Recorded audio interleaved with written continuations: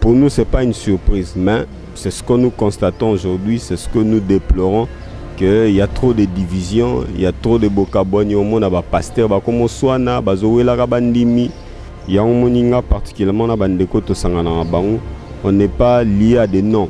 Donc, on ne veut pas nous accaparer des noms, église telle, combo tel, pour créer un peu de confusion. Nous, dans la vision apostolique, église eza moko, église eza unie, église eza divisée.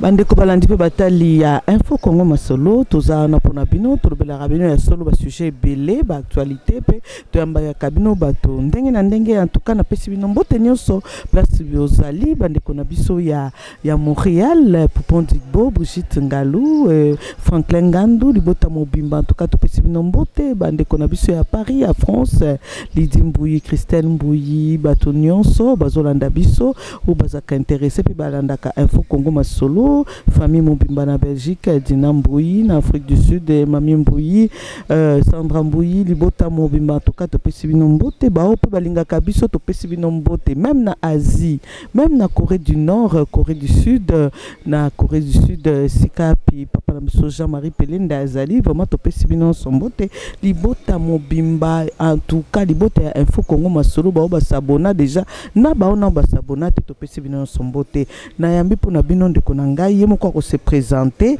Bonjour, na yebi na yebi de Konanga Francis. Bonjour frère Francis. Bonjour maman. Bonjour malam. Kimieza na Angola nzambi. Ya solo de Konanga Francis bateau balandaka biso balinga koyeba pour la fois passée bato musuba sanga o sali biso présentation BT balinga koyeba nani onga na yambi invité na ngaza nani yo moko se présenter na. Comme na ngai Francis Chimanga nazabongo mu Kristo. Mutei sango malamu. Oza mutei sango malamu na église nini? Bon, en fait, biso toza na église non dénominationnelle. Ça veut dire qu'on n'est pas attaché à des noms par-ci par-là. Tozo sangana bandeko actuellement na Yolo Sud, na place to sanganara. Moi groupe de prière moko boye. D'accord, ndeko Francis, na habité banda combien de temps yo bandi ko sala nzambe depuis quand tu les lo sali combien de temps déjà na coup de pied banzambe? Si ma comptabilité est bien, ça fait plus de 25 ans que naza. Vous êtes un peu jeune, c'est que banda ka mwa muke. Oui, na banda ko na yebi nzambe tant on a ina mwa na muke. D'accord, merci beaucoup. C'est que libota mumbeza libota ya bana nansa. Exactement, maman Alexibison Zela Nzambe, papa Alexibison Zela Nzambe, ya onde tutikala ukangama na kino lelo. Ndeko nanga Francis ya solo to mona kana ba église makambo ebele le kana ba église ya solo biso pe to sa ba chrétien to ko boya te mais to mona ka pesa makambo susu o to ko déplorer makambo susu to ko réclamer paix à travers bino basana Nzambe à travers bato balandaka biso ya solo makambo ebele makambo nini oyo en tant que yo moko mwana Nzambe oyo sepela kana ngona oyo po sepela kana ngote na kati ba église. Bon, makambu oyo nakobanana na oyo na sepelaka na yango te oyo nazo constater lelo na kati église bokabonyeza mingi. Donc l'église n'est pas unie, l'église est divisée. Or église ya Yesu Christo ezali moko, ezali uni, ezali une église, ba bien corps du Christ. Même apôtre Paul azotalisa biso alobi membre nyos na kati église est important. Corps est moko donc nzoto est moko yango nyoso ezo servir pour la cause commune. Donc les autres zotala que église en soi est divisée unité zate donc chacun parle son langage. Division bandite les lots banda depuis Ancien Testament ba se diviser maki ba mususu ba bandi ko ba monoko mususu pe monoko mususu division banda le. Bon en fait ezape prophétie o Yesu a sakola ki angwa lo baki que makamba boy kokoma. Donc pour nous c'est pas une surprise mais c'est ce que nous constatons aujourd'hui, c'est ce que nous déplorons qu'il y a trop de divisions, il y a trop de bokabouani au monde, bah pasteur, bah comme soana, bah zoé la bandimi. Donc c'est un peu déplorable. Je suis choqué pour dimanche passé, tu as dit que l'église, je suis choqué. Comment on a venu, ma pango, pango divisé, l'église, mon quoi, ou l'équipe, l'église, moutouna moutabimisi, ou baba, fazo sala, bazo sala culte na bango, et choka kinga mandam. N'habite ce que Jean a divisé au le baiser. Oui, c'est en quelque sorte, en fait. Donc, il y a un moni biso, il y a un moni particulièrement na bandeko to sangana bango. On n'est pas lié à des noms. Donc, on ne veut pas nous accaparer des noms, église telle, combo tel, pour créer un peu de confusion. Nous, dans la vision apostolique, église est moko, église est unie, église est divisée. Banda kaka bongo frère Francis. Bamso banda kaka ote, biso toza na biso église te, tozo sangana na biso kaka. Moni banda kapeka bango ba renouveau charismatique après ba sali ba église na bango ba ki ba sali ba bango sika ya ko sambela lobi to lobi okuna bino pe ko baluka pe bongo. Non, en fait, église des anini, il faut comprendre. Église des ali batunan, eza c'est vous et moi, c'est pas les bâtiments. Eza bâtiment te otomona rao yo ba bâtiment bazo tonga. Église eza biso batu. Soki biso batu to sangani yangonde ba bengi biso église corps. Oui, mais ça peut s'arriver, mais ça peut arriver en tant qu'humain, toza ba humain, il peut avoir des conflits, il peut avoir des différends entre nous, mais la force de l'unité c'est dans la divergence. Vous comprenez donc. Toza ba humain hein. Tant bokabwana ne ko salma mususu akesika na mususu pa kesika na e et sali ete mususu akafungoli wa pa église. Non, ngai en fait nazo c'est basé sur ça, c'est nalini même ata tozali place mon côté, ça peut s'avérer les loyo ngai lelo par exemple na yolo et que moi place mon na Gombe. J'ouvre aussi une assemblée là-bas na bandegoto sangana. Mais ça ne veut pas dire que tokabwani toza bandeko. Ici, il y a un moment, je peux me réunir à Yolo. S'il y a un moment donné, nako se réunir sur bandeko ya Gombe. Donc, ça ne veut pas dire qu'on est divisé en soi. Donc, c'est pas dans ce sens-là, que non, la Bible dit aller partout dans le monde. Donc, Christ nous a appelé tokende bisika nyonso, tote asangomalam. Ça peut s'arriver à un moment. Ndeko a eu vision de la part de Dieu, a kende mboka mususu, a kende commune mususu, a bandape lisanga te asangomala, moi sangsarape batukuna pour milimwe bika. C'est ça l'église, mais en soi nous sommes unis. Nous sommes une seule, un corps.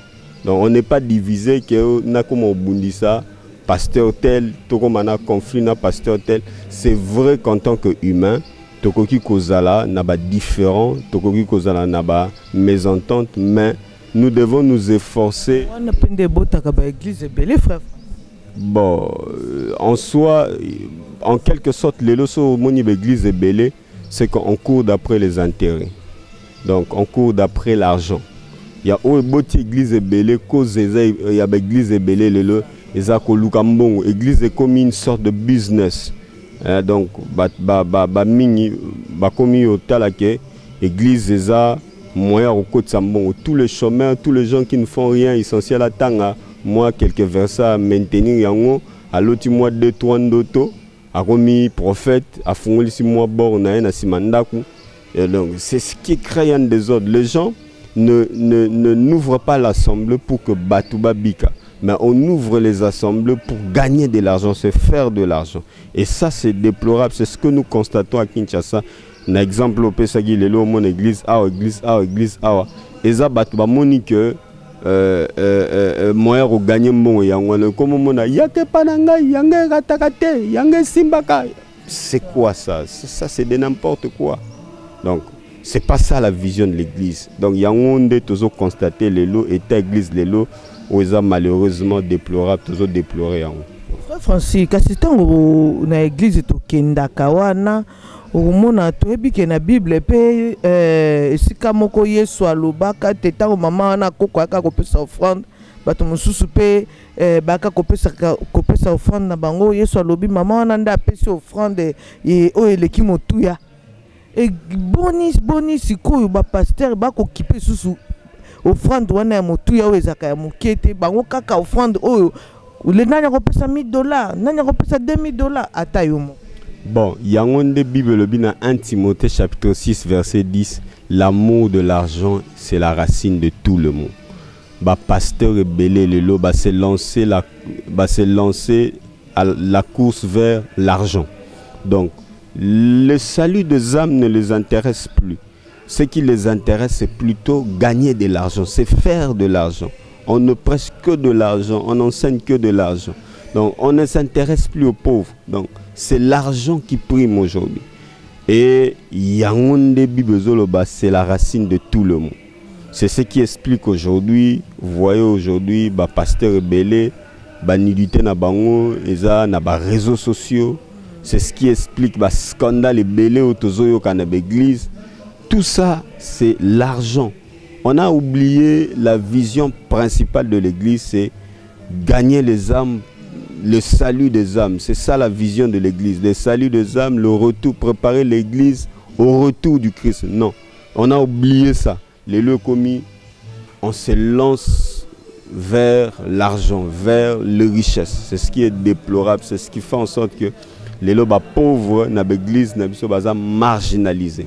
Les lois, il suffit de payer sa mbongo, de payer sa place à l'ibosso, de payer sa responsabilité. Tout ça, c'est pas, c'est un mauvais état d'église autozo constaté. Or, l'église, Moutounion surtout a une importance. Même à ta membre Oyo, Aza, Nambongo Tazan et Loroté, tout le monde est important. Tout le monde a de la valeur devant le Seigneur. Mais moi, différence est Koti, parce qu'on a oublié la mission principale de l'église, c'est le salut des âmes, préparer le peuple au retour du Christ. On s'est lancé vers. Problème on peut na mona raison de ba amango biso pe ba am pende to eloko to landa kangwana soki moté ya côté ya ke soko ye pa nanga ko zwa libala soko ye pa nanga ndo ko zwa mbongo richesse ezali awa ndoko mona ndesika biso to kolanda o soko ye awa o zwa la vie éternelle bato ba kolanda ka ngote vraiment bato ba kolanda beaucoup plus aux matériel que oyo ezali spirituel.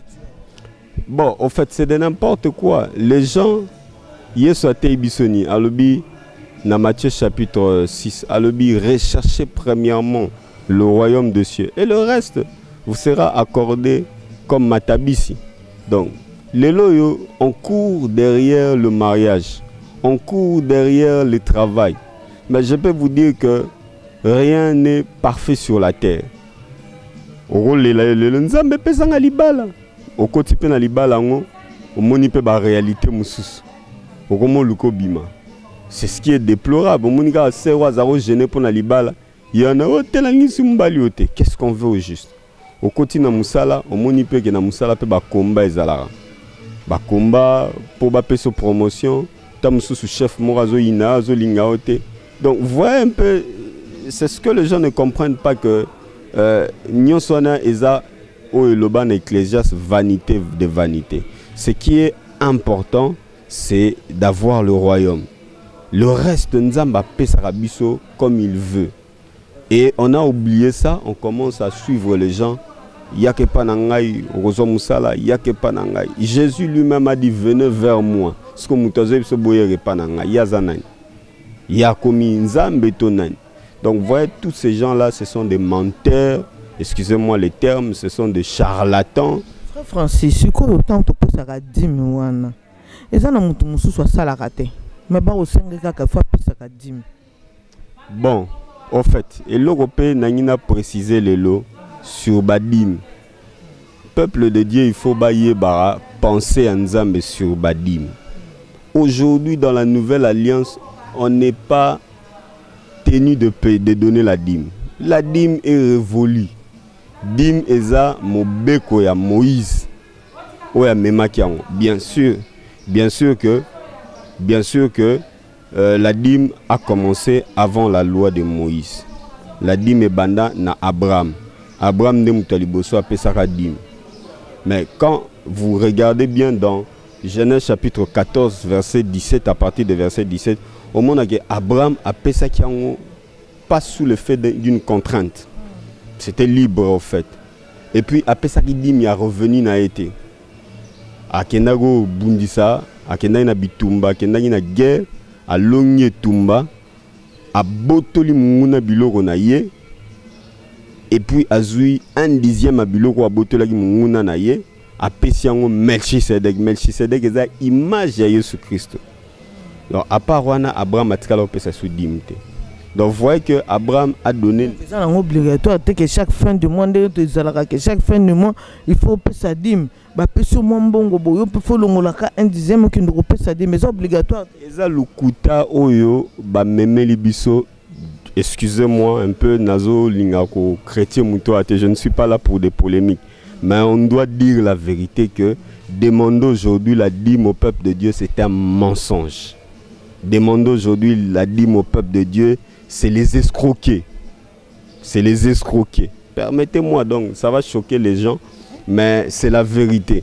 Parce que ce que Tani n'a dit, mais ça m'a dit, par exemple Abraham aujourd'hui. Abraham a fait ça librement. Parce que certains prédicateurs, aujourd'hui, ce bassin a battu dim, ça fait ça dim. Il faut l'anisato landara Abraham tatana biso ya kondima a fait ça dim. Mais Abraham a fait ça dim librement. Après ça remonté sous le fait de la contrainte. Mutumungo tatini kakae, pesa dîme. C'était librement. Il a donné lui-même la dîme. Et puis après ça on peut karambala moko, atikala on peut ça on souté. Et puis après ça la dîme, Abraham était un homme riche. C'était pas dans ses revenus. A kendaki guerre, azoki un dixième, il y a biloko botola qui a pillé munguna na pesa dîme. Si vous voulez vraiment qu'on fasse comme Abraham, on doit le faire de cette manière-là. Oui, mais il faut que les gens partent en guerre. Il faut que les gens rencontrent à quelle guerre à Botoli Munguna Bilo, à Botoli Munguna Biloko, à Zudim, à Pessian. Il ne faut pas passer n'importe qui, à passer Melchisedek, Yokutana Melchisedek. Oui, mais vous voyez déjà que c'est dans un contexte différent. Aujourd'hui, on ne peut pas donner la dîme. Ce que c'est au côté de Mobeko, il y a Moïse. Parce que la dîme a été instituée comme une loi lorsque Nzamba Pesaki Mobeko et pas à Moïse. Mais il faut que la dîme qui sorte belle. Il y a trois sortes. Pasteur belle à honte. Moi j'ai découvert cette vérité. On doit le dire au peuple de Dieu. Donc, sur le Deutéronome, donc j'ai le verset ici. Nazarana version belle. Tous la version Lingala, Bible en Lingala, pardon, version Lingala. Bon, en fait, je n'ai pas trouvé. Tout le temps attendre. Oh, église, vous obligez à couper ça 10 000. Donc 10 000, les autres découvrent qu'ils sont obligatoires. Donc, partir le latin qui n'a pas ça 10 000. Oh, la glano m'a bêté, maman. Ils ont le coup de ça abisso. Talas que au verso ba pasteur va pesa abisoté. Sur Tangi, Deutéronome 14. Versets 22 à 29. Bible le béni. Tu lèveras la dîme de tout ce qui produira ta sémence. Qui va lever la dîme? C'est moi. De tout ce qui produira ma sémence. Yorasuko. De ce qui rapportera ton champ chaque année. Une fois l'année. Donc la dîme, la première sorte de dîme, on donnait ça une fois l'an. Maintenant, Yoka. Et tu mangeras devant l'Éternel ton Dieu dans le lieu que tu auras choisi, dans le lieu qu'il choisira pour y résider son nom. Qui mangera la dîme? Le pasteur? Frère Français, pardon. Qui mangera la dîme?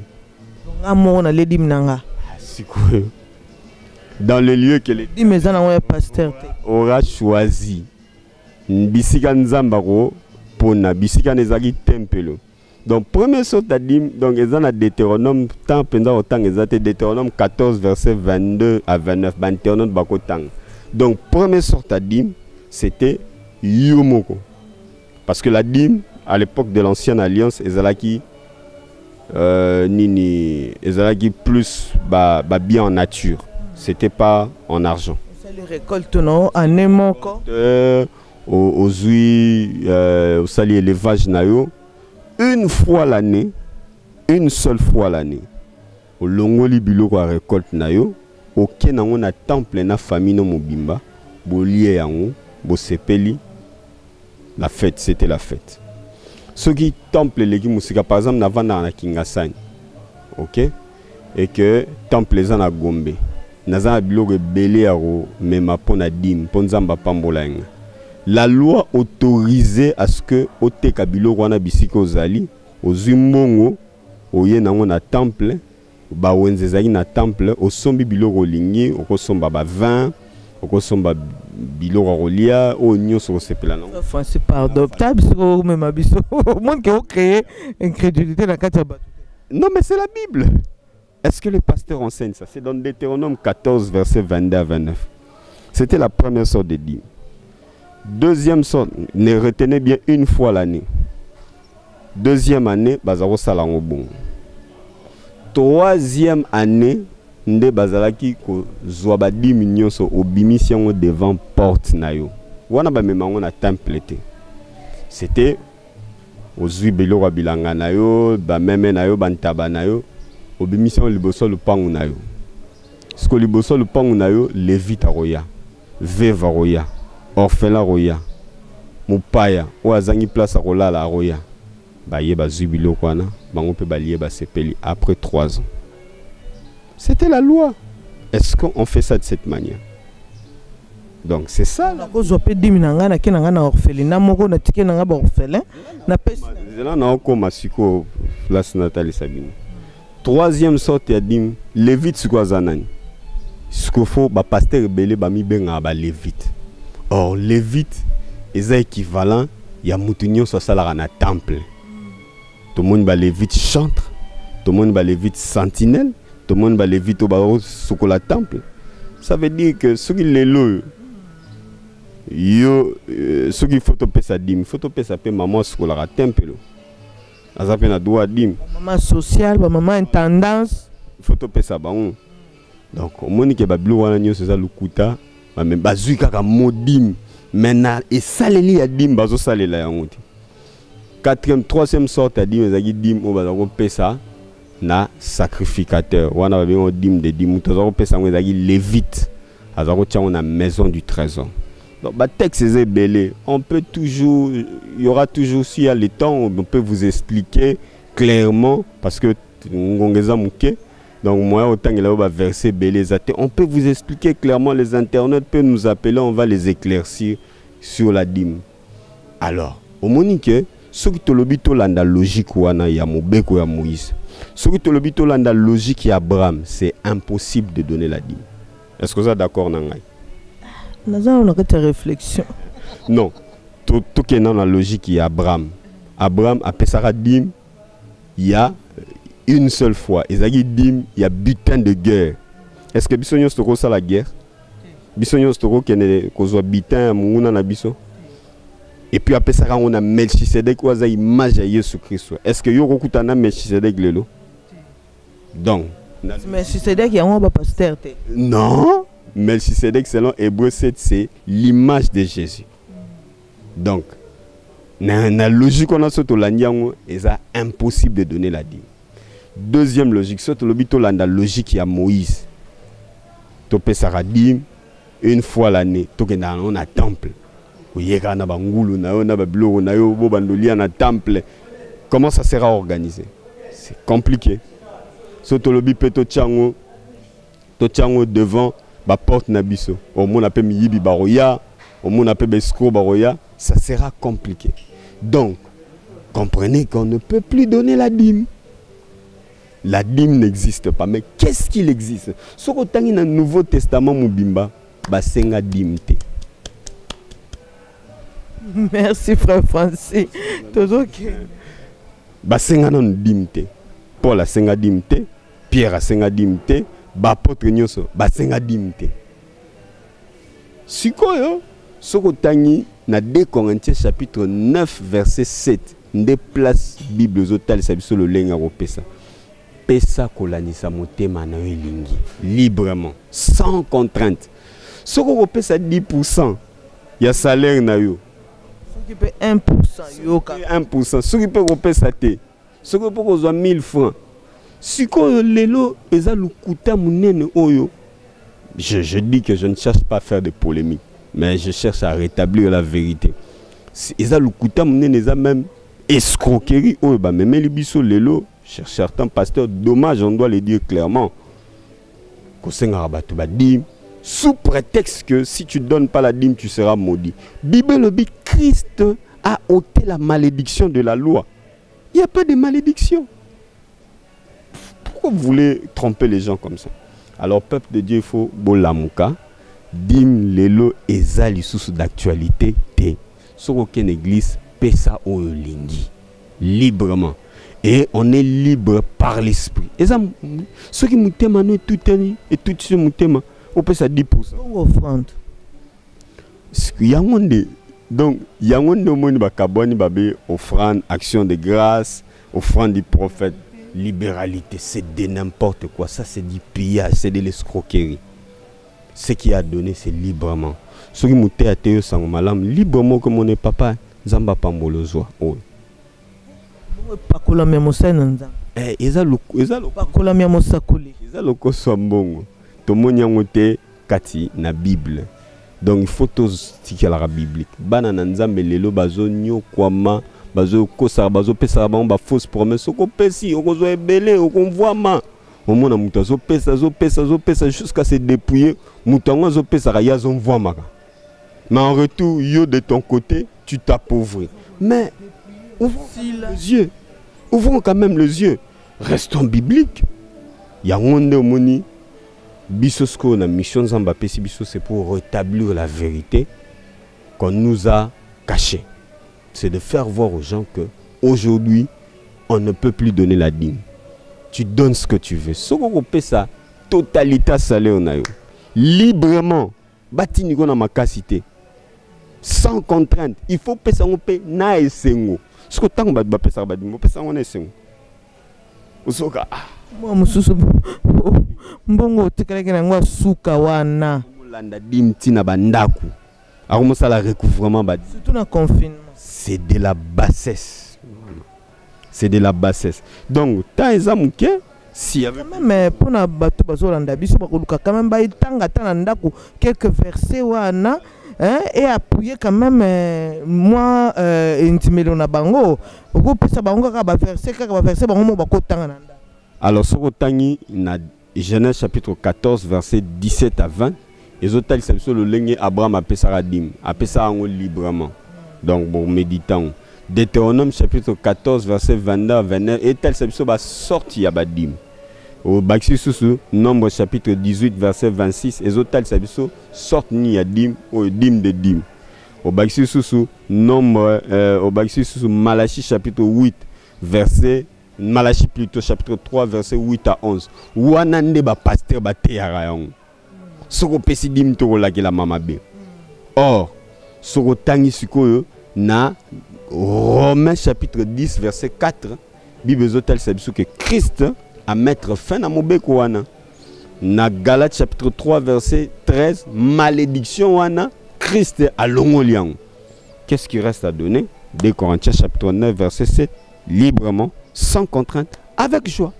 Merci frère Francis. Merci beaucoup parce que Fungo Biso Momael l'a invité mutuna mutorosalité au topé makanisi oh ndengeye moko a kozwango ndenge moko azala convaincu ne sika zomi na invité frère Francis li kozana lobali suka ya kopesa na ba internaute bazolanda biso.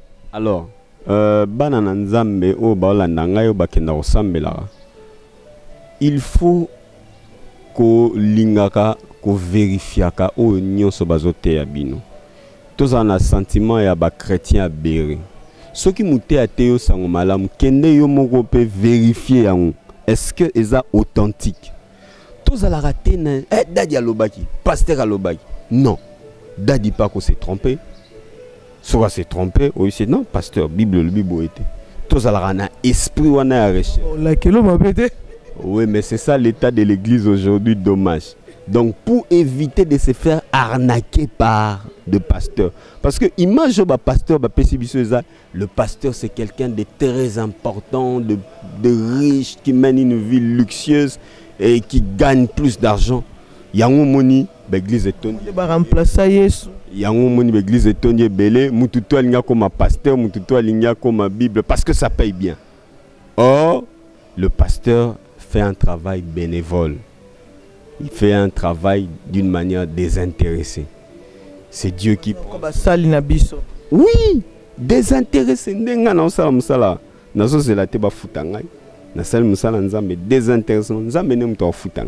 Voilà un peu le... Merci beaucoup frère Francis, merci Nabino Volandi. En tout cas, place vos amis, vous comprenez, on va continuer à se niveau Oyo,